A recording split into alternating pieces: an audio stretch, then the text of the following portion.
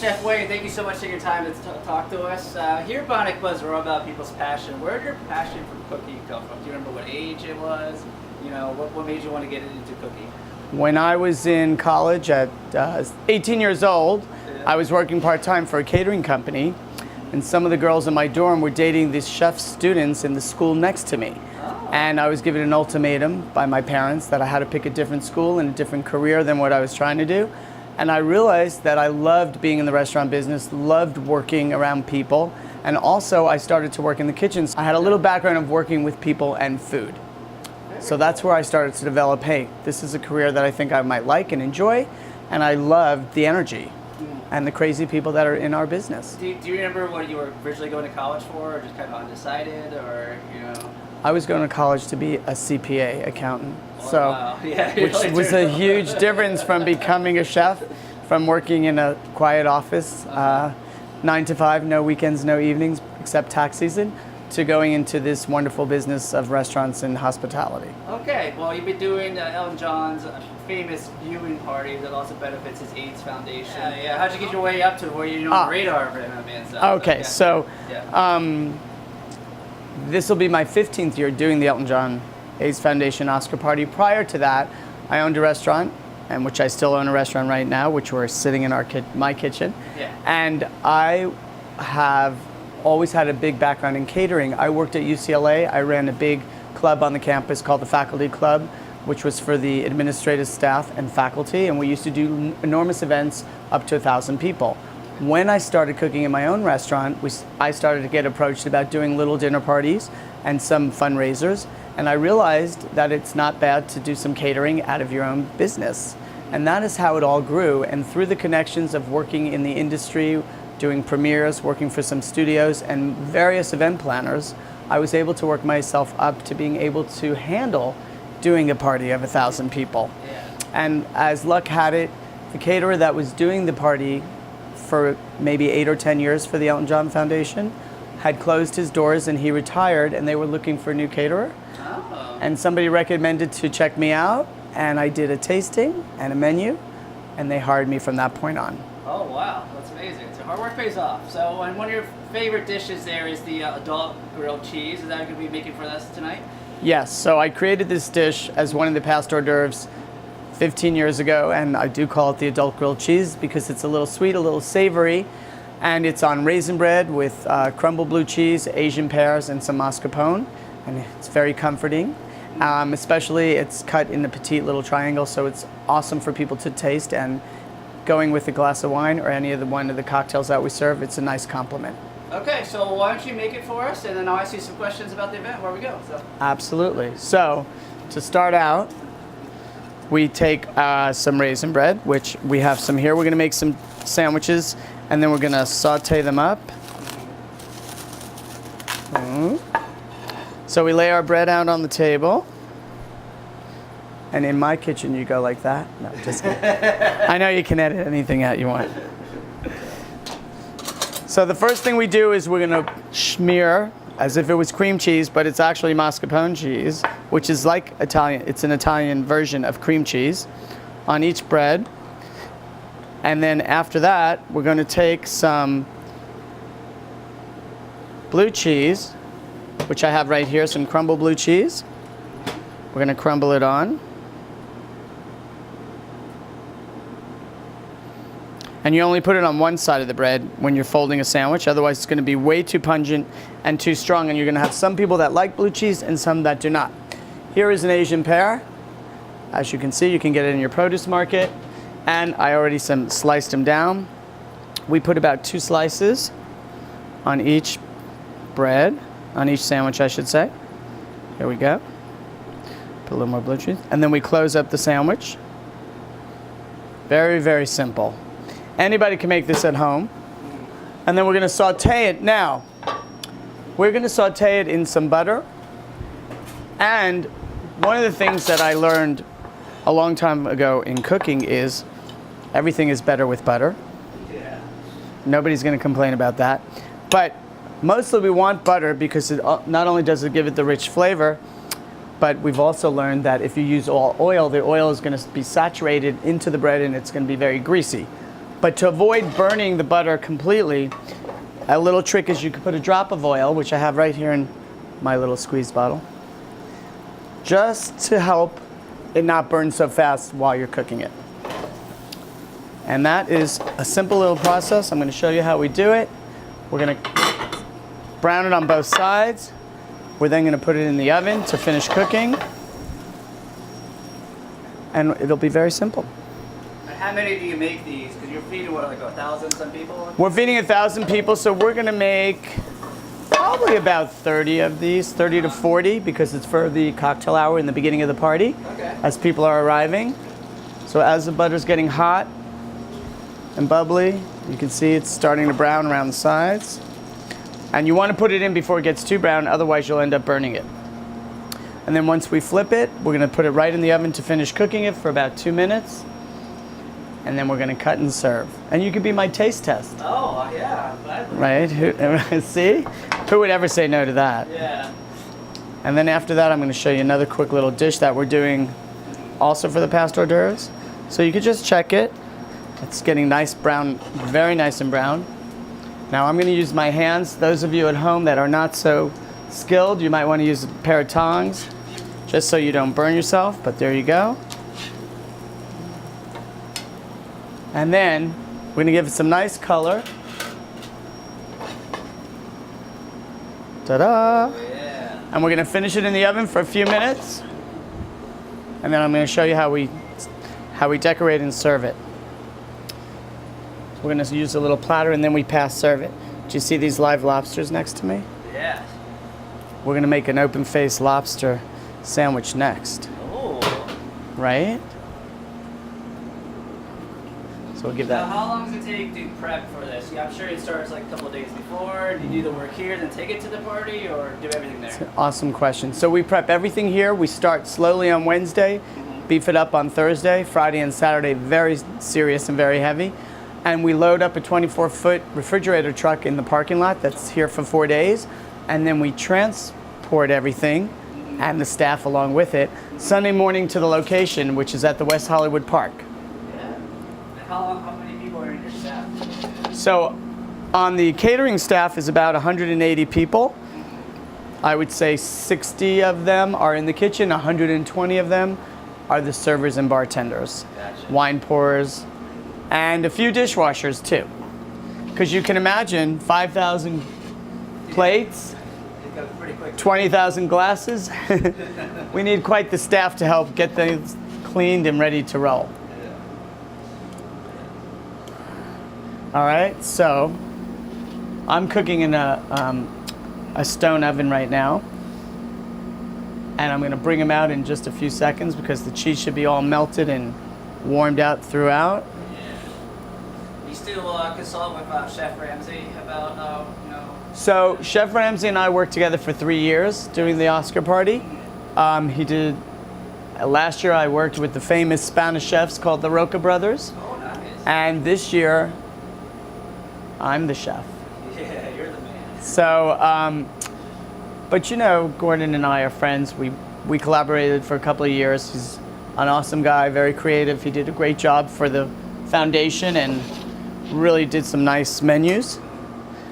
He would come up with the menu ideas and I would work on the recipes and do the production, service, and execute. Now, I assume the menu is probably different for this catering event to something else, because a lot of people are going to be dressed fancy, it's going to be hard for them to eat certain places, foods, whether standing or sitting down. Or... Totally correct. So when we design the menu, we do think of that woman or man in a tuxedo or an elegant gown, that anything we're doing is not too messy with sauces and dripping, and also not too large, otherwise it's intimidating and nobody's going to touch it because they are socializing, holding a cocktail or their favorite beverage, and trying to take a quick bite. So we keep things very petite, so it is 1 or 2 bites, so this way they can carry on with their conversations.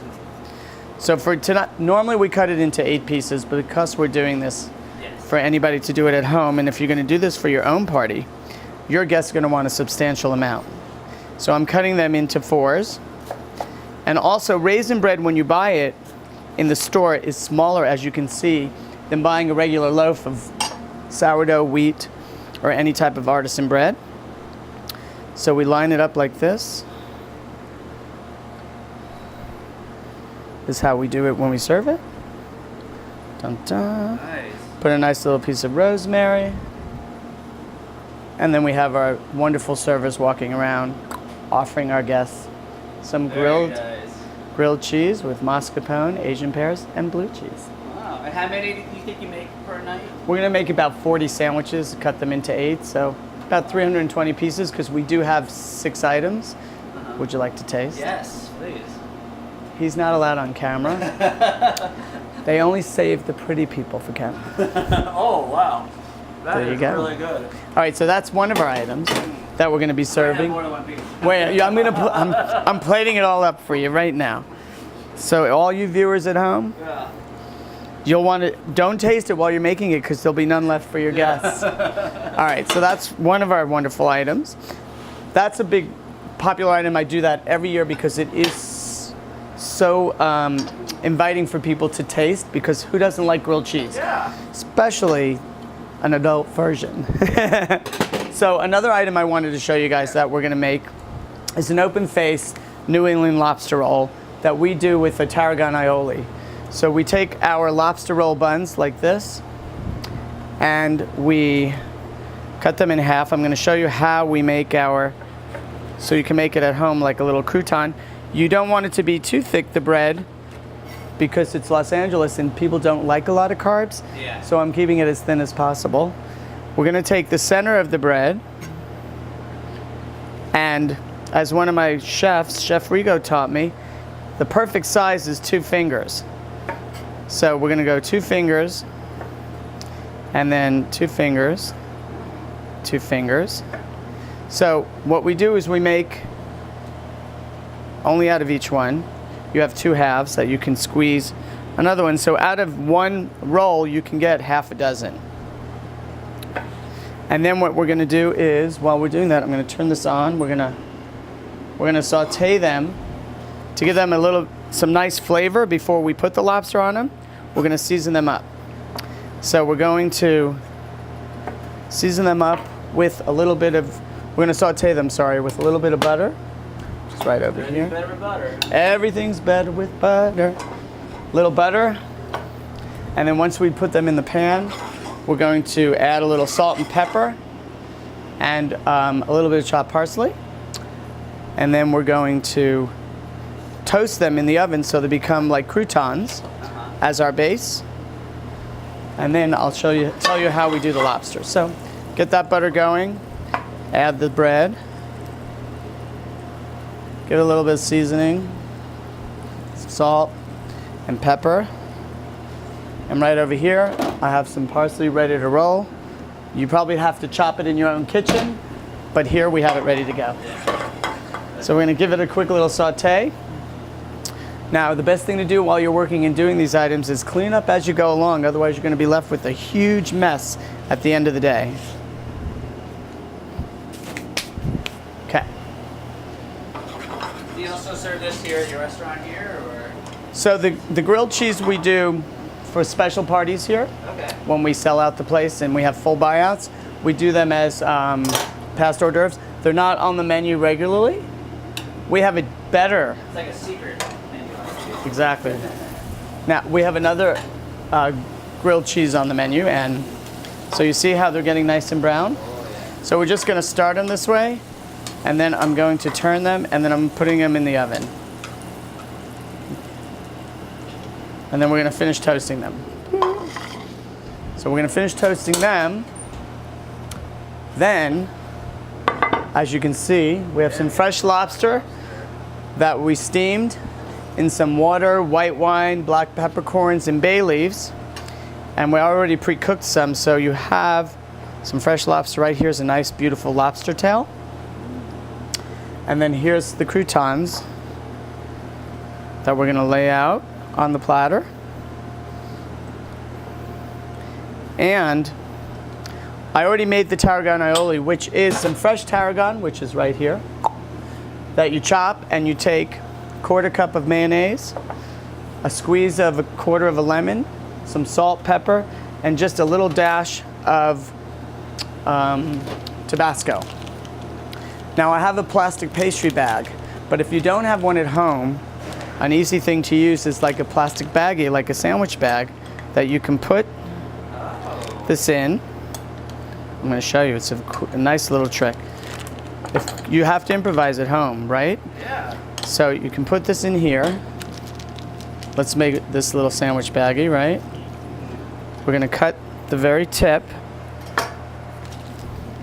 so we can squeeze it. And when we do this, we're just going to put a little bit on each base of the crouton. And then we're going to cut a nice piece of our lobster. Let's see. Cut this tail. And you can measure. You don't want it to be too thick because people do have to put it in their mouths and not. You don't want it to be more than 1 or 2 bites, shall we say? Yeah. Like you right. said, everyone's gonna be socialized. People are talking. Yeah. Nobody wants anything stuck in their mouth, in their teeth while they're trying to get a big deal going on. Yeah. Right? Do that. And any piece that doesn't look like it's going to work, you just eat it for yourself.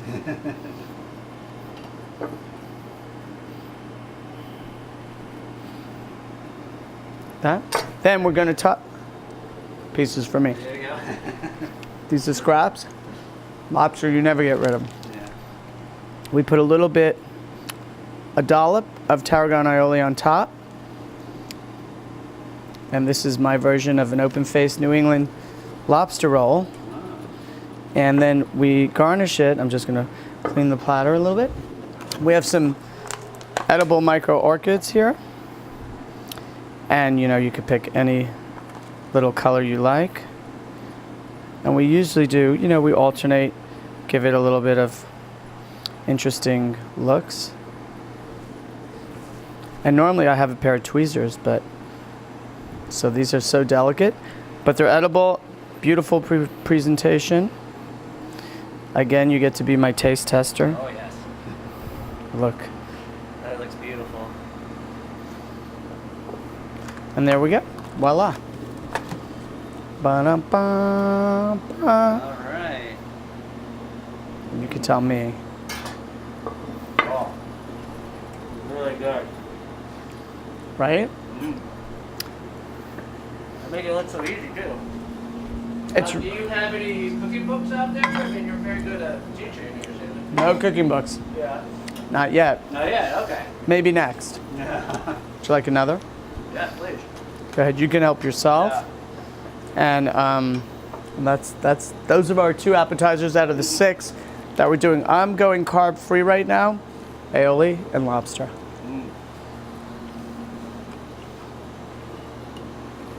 Very cool. Delicious. Let me finish my food. Go ahead. Well, let's talk more about your restaurant here. It's a great location. You're right near the Great Theater. So talk about what events that go on here. A lot of people probably pregame here before going to see the concert and stuff. Very true. So here at Rockwell Table and Stage, we are a supper club and also a restaurant bar lounge. So in the front room, which is where we are a music venue, we take movies and TV shows and turn them into musical parodies while you're having dinner and drinks with a 4-piece band and 8 performers. Yeah. Also here on the back patio, we have 2 levels and 2 bars where we do private events, and we're open for brunch, lunch, happy hour, and late night dining.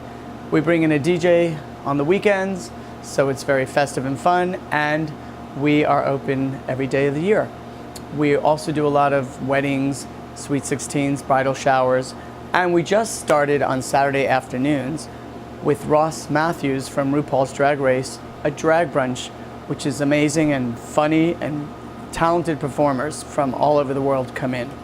Wednesday nights, we have Jeff Goldblum, who's famous as can be for his acting, but he also has a band, jazz band, the Mildred Snitzer Orchestra, that he's been playing here for 4 years now, and they've been around for 20 years, and they just released their first album this year. So they packed the house. That's an awesome show. Jeff is talented on the keys and humble, walks around the room, talks to everybody, and takes pictures with everyone, and will even do your voicemail on your cell phone if you're in the mood. So we have a lot going on here on the east side of town. And if you haven't been here to experience dinner, which we have an awesome menu, We do not do your typical cabaret bar food. We do actual, real gourmet, creative dining with wonderful menu items that we've been cooking for over 20 years. I highly recommend coming out for date night or for just a fun night with your friends. All right. Well, thank you so much.